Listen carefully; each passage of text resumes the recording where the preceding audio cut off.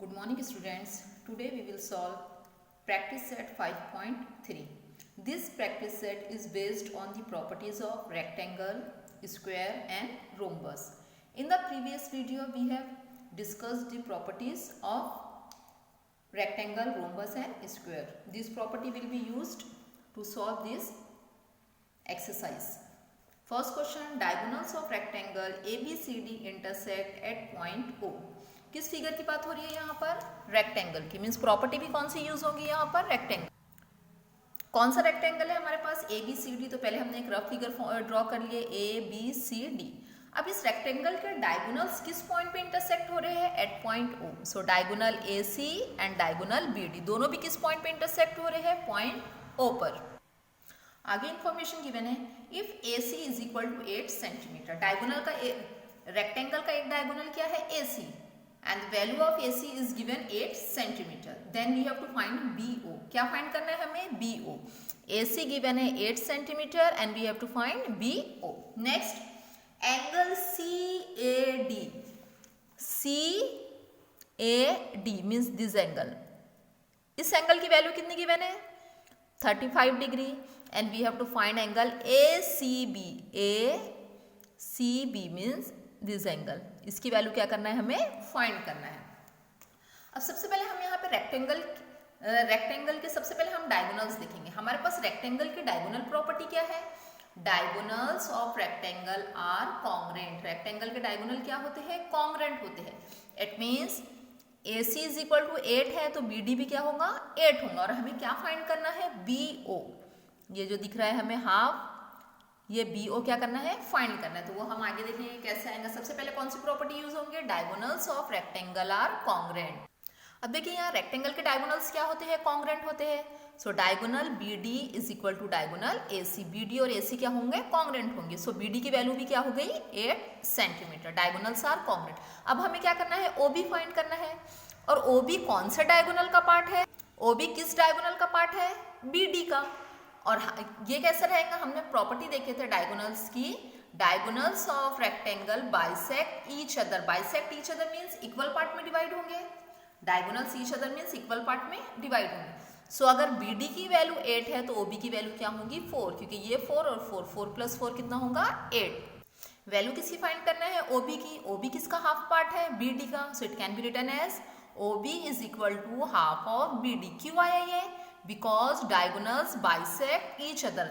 जिस पॉइंट पे ये इंटरसेक्ट करेंगे वहां से क्या होते हैं? इक्वल पार्ट में डिवाइड। मीन्स ये दोनों भी पार्ट कैसे रहेंगे? कॉन्ग्रेंट रहेंगे। OB is equal to OD। So it can be written as OB is equal to half of BD। BD की वैल्यू अभी क्या आ गई हमारे पास? 8। कैंसिल करेंगे कितना आ जाएगा? 4। सो क्या आ गया? OB is equal to 4। First part solve हो गया। अब सेकेंड पार्ट क्या फाइंड करना है? ACB। Angle ACB।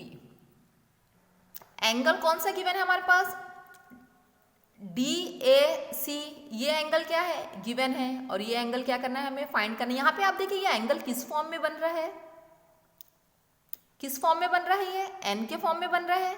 और N के फॉर्म में जो एंगल्स होते हैं वो कौन से होते हैं? Alternate angle. N के फॉर्म में जो एंगल्स बनते हैं कौन से एंगल होंगे? वो ऑल्टरनेट एंगल। तो हम यहाँ पे कौन सी प्रॉपर्टी यूज करेंगे? पैरेलल लाइन की। कौन सी प्रॉपर्टी यूज होगी? Parallel line.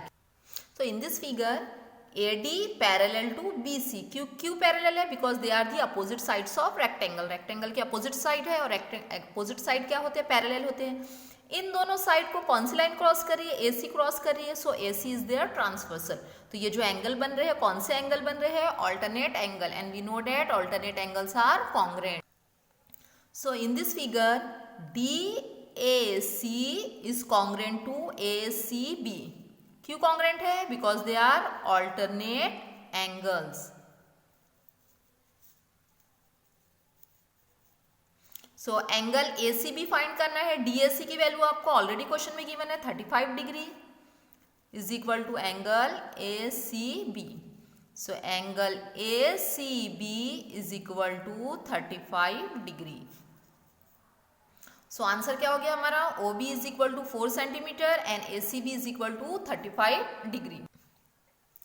Second question, in rhombus PQRS। किस फिगर का फिगर है यहाँ पे rhombus, rhombus P Q R S, तो हमने यहाँ पे ड्रॉ कर लिया figure P Q R S. If P Q is equal to 7.5, P Q क्या है यहाँ पे, साइड ऑफ रोम्बस, कितना है 7.5, देन फाइंड क्यू आर, क्या फाइंड करना है क्यू आर, क्यू आर भी क्या है रोम्बस का साइड है। अब हमने रोम्बस की साइड प्रॉपर्टी क्या देखे थे, all sides of rhombus are congruent, rhombus के सभी साइड क्या होते हैं, कॉन्ग्रेंट होते हैं, मीन्स अगर पी क्यू 7.5 है तो बाकी के सभी साइड्स क्या रहेंगे 7.5। Second, angle Q P S, Q P S means angle P कितना डिग्री गिवन है 75 डिग्री, कौन सा एंगल फाइंड करना है, P Q R means angle Q, S R Q means angle R. तो देखिए यहाँ पे पी और आर में क्या रिलेशन है, P and R the opposite angles, और रोम्बस के अपोजिट एंगल्स क्या होते हैं, कॉन्ग्रेंट होते हैं। इट मीन्स पी अगर 75 है तो आर भी क्या रहेगा 75 रहेगा। सेकेंड, कौन सा एंगल बचा अब हमारे पास, क्यू, तो क्यू देखिए पी और क्यू दोनों भी कैसे एंगल बन रहे हैं, एडजेसेंट एंगल्स, और रोम्बस के एडजेसेंट एंगल्स क्या होते हैं, supplement, it means their sum will be 180 degree. So solution P Q R S is a rhombus. P Q is equal to Q R, P Q की value given है, Q R की value find करना है, ये दोनों भी side क्या होंगे, कॉन्ग्रेंट होंगे, क्यों कॉन्ग्रेंट होंगे, because all sides are congruent, rhombus के सभी साइड क्या होते हैं, कॉन्ग्रेंट होते हैं। पी क्यू कितना गिवन है 7.5 is equal to Q R, so हमारा आंसर क्या आ गया, Q R is equal to 7.5, ये हो गया इसका फर्स्ट पार्ट। आगे क्या फाइंड करना है, क्यू आर फाइंड हो गया, अब लेना है हमें angle P Q are. Angle P Q are में मेन एंगल कौन सा है हमारा, एंगल क्यू, तो देखिए पी और क्यू में क्या रिलेशन है, they are adjacent angles and adjacent angles are supplementary.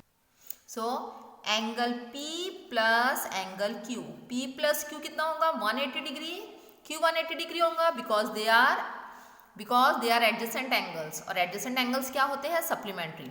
So angle P कितना गिवन है 75 plus angle PQR is equal to 180 degree, किसकी वैल्यू फाइंड करना है, PQR की, PQR एज इट इज रहेगा, एंगल PQR 75 को शिफ्ट करेंगे, सो 180 माइनस 75, 180 में से 75 माइनस किए क्या हो गया 105 degree, so angle PQR is equal to 105 degree.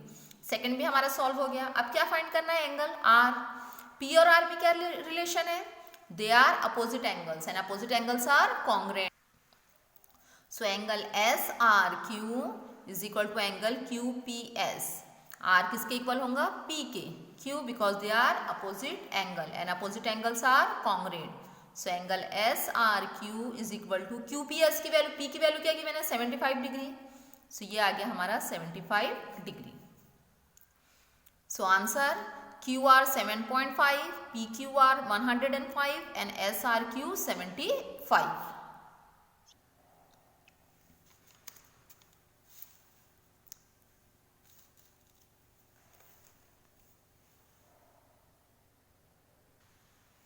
Question number 3, diagonals of square, कौन सा फिगर बनाना है हमें, square IJKL, so this the square IJKL intersect at point M, इसके डायगोनल्स किस पॉइंट पे इंटरसेक्ट हो रहे हैं, पॉइंट M पर, IK and LJ, these are the two diagonals of square, और दोनों किस पॉइंट पे इंटरसेक्ट हो रहे हैं, at point M।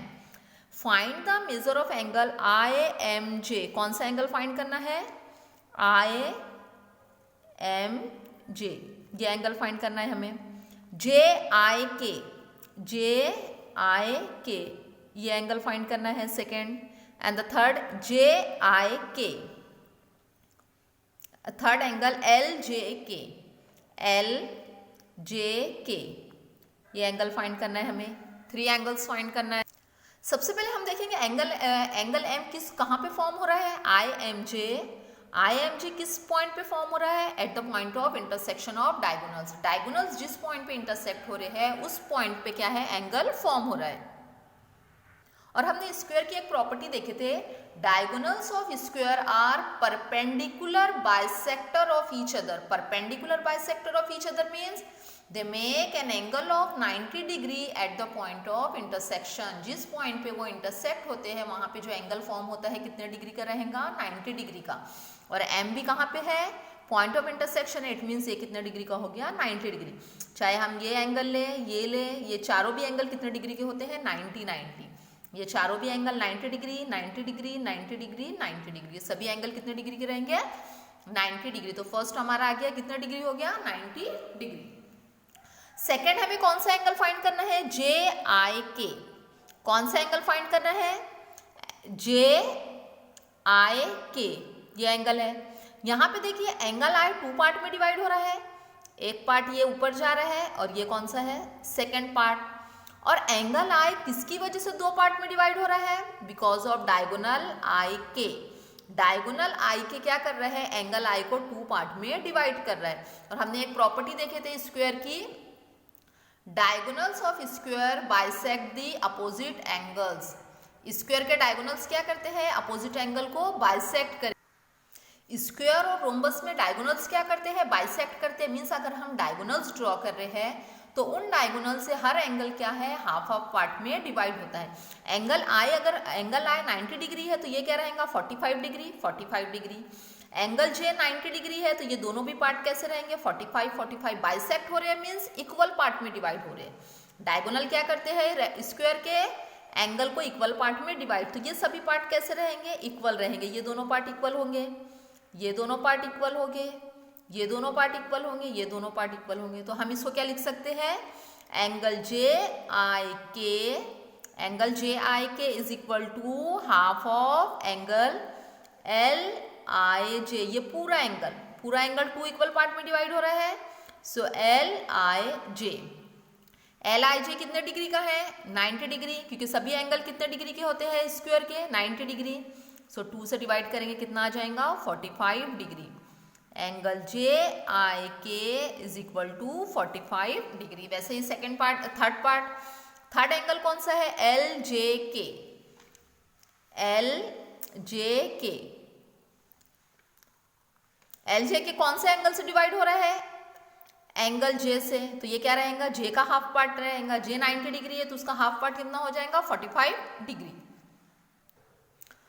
Third angle कौन सा फाइंड करना है, एल जे के। पहले फिगर में देखिए एल जे के कहाँ है, एल जे के एंगल कहाँ बन रहा है, जे के ऊपर बन रहा है, मीन्स जे का हाफ पार्ट रहेगा। So angle J can be written as I J K. Angle जे को हम क्या लिख सकते हैं, आई जे के। और आई जे के कितना है, 90 डिग्री। 90 डिग्री को 2 से डिवाइड करेंगे, 45 डिग्री। सो आंसर क्या हो गया हमारा, I am J 90 degree, J I के 45 डिग्री, एल जे के